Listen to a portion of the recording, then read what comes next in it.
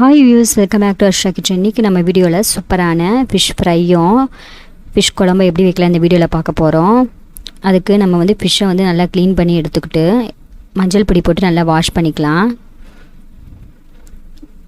இப்போ நல்லா க்ளீன் பண்ணி எடுத்தாச்சு. இதை நான் குழம்புக்கு தனியாக ஃப்ரைக்கு தனியாக எடுத்துக்க போகிறேன். தலையெல்லாம் நான் குழம்புல ஆட் பண்ணியிருக்கேன். இப்போ தனித்தனியாக நம்ம எடுத்து வச்சாச்சு. இப்போ நம்ம ஃப்ரை பண்ணுறதுக்கு நம்ம மசாலா மிக்ஸ் பண்ணி ஊற வச்சிடலாம். அதுக்கு ஒரு ஸ்பூன் அளவு நம்ம நார்மலாக யூஸ் பண்ணுற குழம்பு பொடி, ஒரு ஸ்பூன் அளவு சில்லி பவுடர், ஃபுட் கலர் கொஞ்சமாக ஆட் பண்ணியிருக்கேன். நெக்ஸ்ட்டு தேவையான அளவு நம்ம உப்பு ஆட் பண்ணிக்கலாம். இது கூட ஒரு ஸ்பூன் அளவு இஞ்சி பூண்டு பேஸ்ட் ஆட் பண்ணிக்கலாம். அரை ஸ்பூன் அளவு கரம் மசாலா பொடி ஆட் பண்ணிக்கலாம். இது எல்லாத்தையும் நல்லா ஒன்றா மிக்ஸ் பண்ணிக்கலாம். நல்லா மசாலா மிக்ஸ் பண்ணதுக்கப்புறம் இதில் 2 ஸ்பூன் அளவு நம்ம ஆயில் சேர்த்துக்கலாம். இதில் ஒரு ஸ்பூன் அளவு நம்ம அரிசி பவுடர் ஆட் பண்ணிக்கலாம். நெக்ஸ்ட்டு கொஞ்சம் கொஞ்சமாக தண்ணி ஊற்றி நல்லா கெட்டியான பதத்துக்கு மிக்ஸ் பண்ணி எடுத்தாச்சு. இப்போ நம்ம மீனெல்லாம் இதில் நம்ம ஆட் பண்ணி நல்லா மிக்ஸ் பண்ணி வச்சிடலாம். இப்போ எல்லா ஃபிஷ்ஷையும் ஆட் பண்ணிட்டேன்.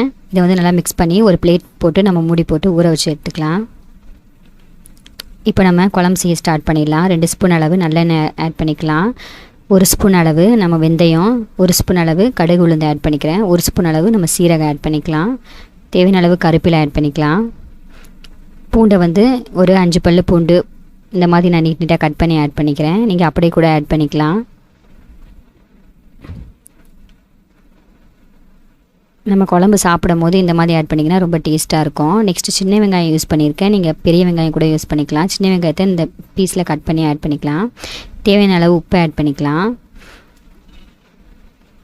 இப்போ வெங்காயம் வதங்கினதும் நம்ம 1 ஸ்பூன் அளவு மஞ்சள் தூள் ஆட் பண்ணிக்கலாம். இப்போது இதில் 2 ஸ்பூன் அளவு நான் நார்மலாக வீட்டில் குழம்பு தூள் வச்சுருக்கேன், அதையே ஆட் பண்ணிக்கிறேன். 2 ஸ்பூன் அளவே ஆட் பண்ணியிருக்கேன். ஒரு அரை ஸ்பூன் அளவு சில்லி பவுடர் ஆட் பண்ணிக்கலாம். இதில் வேறு மசாலா எதுவுமே தேவையில்லை, இந்த மசாலாவே போதும். நெக்ஸ்ட் இதில் நான் ஒரு தக்காளியை இந்த மாதிரி மிக்சியில் போட்டு அடித்து எடுத்துருக்கேன், அதை யூஸ் பண்ணிக்கலாம். யூஸ் பண்ணதுக்கப்புறம் லைட்டாக தண்ணி ஊற்றி இதை நல்லா குக் பண்ணி எடுத்துக்கலாம்.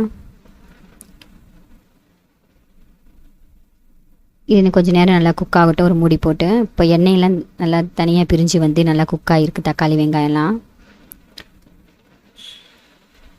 இது கூட நம்ம புளி கரைசல், ஒரு எலுமிச்சை பழ சைஸ் புளி எடுத்து நான் கரைச்சி வச்சுருக்கேன், அதை நம்ம இதை ஊற்றிக்கலாம்.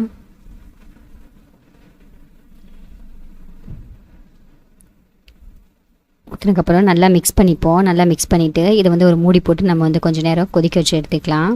இப்போ நல்லா கொதிச்சிருச்சு. இப்போ நம்ம ஃபிஷ்ஷெல்லாம் நம்ம இதில் போட்டுடலாம். குழம்புல சிம்மில் வச்சுட்டு நம்ம குழம்புல போட்டுட்டு கொஞ்சம் நேரம் குழம்பு மூடி வச்சிடலாம். உங்களுக்கு திக்னஸாக வேணுன்னா நீங்கள் திக்னஸாக எடுத்துக்கலாம், இல்லை தண்ணியாக வேணுன்னா நீங்கள் கொஞ்சம் தண்ணி எக்ஸ்ட்ரா ஊற்றி நம்ம மிக்ஸ் பண்ணி எடுத்துக்கலாம். இப்போ சூப்பராக நம்ம ஃபிஷ் குழம்பு ரெடி ஆயிடுச்சு. கொத்தமல்லி தூவி நம்ம அடுப்பை விட்டு இறக்கிடலாம். சூப்பராக மீனும் நல்லா வெந்துருச்சு.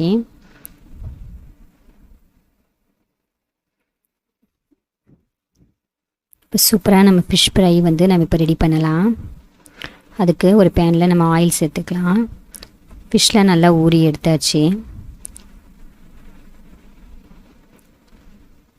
ஒரு ஃபிஷ்ஷை நம்ம போட்டு நம்ம பொரிச்சு எடுத்துக்கலாம்.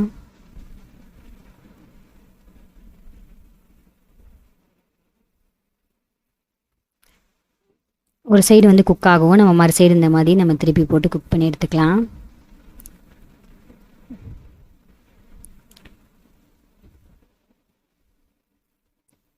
இப்போ 2 சைடு நல்லா குக் ஆயிடுச்சு. இப்போ ஃபிஷ் சூப்பராக ரெடி ஆயிடுச்சு. இதே மாதிரி எல்லா மீனையும் போட்டு நம்ம பொரிச்சு எடுத்துக்கலாம். இப்போ சூப்பராக நம்ம ஃபிஷ் ஃப்ரையும் ரெடி ஆயிடுச்சு.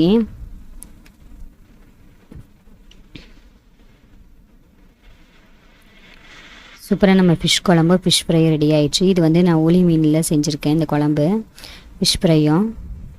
கண்டிப்பாக நீங்கள் இதை வீட்டில் ட்ரை பண்ணி பாருங்கள், ரொம்ப சூப்பராக இருக்கும்.